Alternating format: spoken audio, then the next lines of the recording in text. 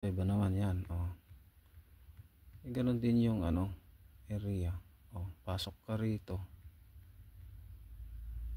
May main gate dyan. May gate din dito. So kanya. Yan, maliit na yan. Pagpasok mo, so may space pa dyan. Oh. Pwede ka magtanim dyan. Ito, dirty kitchen. Ayan oh. Yan yung washing na malaking alamesa, cabinet. Tapos hugasan, lutuan. Labas tayo. Punta tayo sa harapan niya. Ito yung harap. So pasok tayo dito sa baba.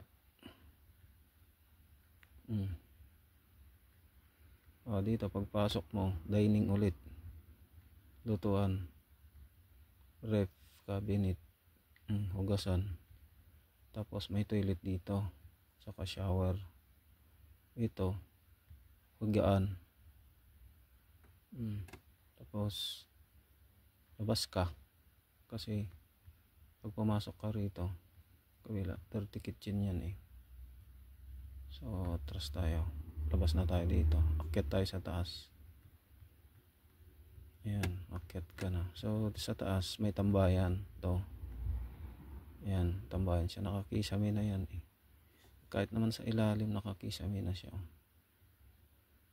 Nakakisame na siya. So sa taas may tambayan siya dyan.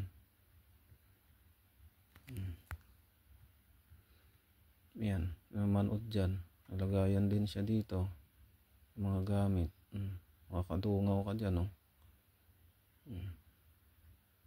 So may toilet dito sa tabi. May higaan dyan. Nakakisame yan. Baba ka na. So yan lang, shed type, perspective view. Kalahati nito, yan. Hollow block. Cladding na yan diretso hanggang sa pangalawang palapag niya. Yan na. Poste niya bakal, tubular oh. Ayan. Pati yung biga niya, ayan, tubular yan. Ayan na. Ayan yung perspective view niya.